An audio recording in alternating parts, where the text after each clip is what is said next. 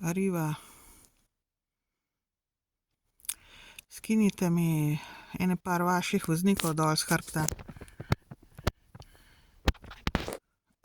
Saj vi dobro veste, kateri so. A mislite zdaj, če se jaz od spredaj usedem, da pol sem pa na razpolago za pogovarjanje? Nisem. Nisem na razpolago za pogovarjanje. Jaz se ponavadi od spredaj usedem, zato ker je najlažja opcija, še posebej, če je od zadaj vse zabasano. Ali pa vsred, kjerkoli.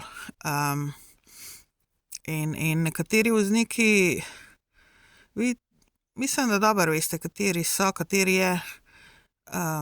Pač to mislijo, da se zato usedem, zato da se bom z njim zgovarjala in kakor vem, imate vi pravilo, da se voznik ne sme pogovarjati med vožnjo z nikomer, ne?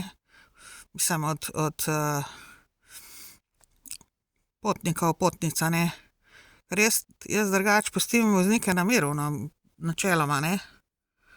Razen če je kaj takega v zvezi s cesto ali kaj, z vremenom ali kaj tako. Nekateri vaši vozniki pa mene ne pustijo na miru, a ne. In nočem, da zdaj izpade, da jaz se tamle nekaj, ne vem, ker imam slab občutek spet ne, imajo nekateri napačne predstave o meni.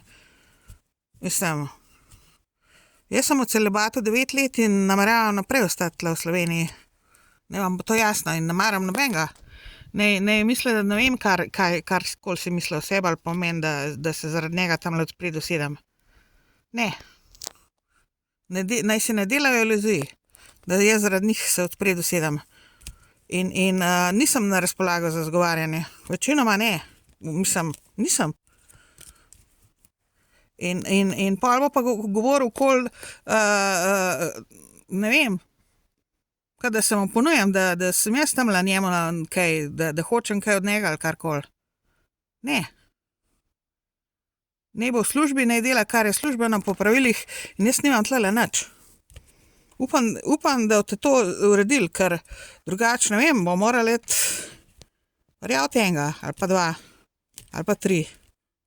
Mislim, ne vem, no, zdaj odvisno, ampak jaz nikomur se ne vsiljujem, nikomur mi ni v interesu se zgovarjati z nobenim od vaših voznikov, pa z ostalimi tudi ne. S komerkoli mi ni.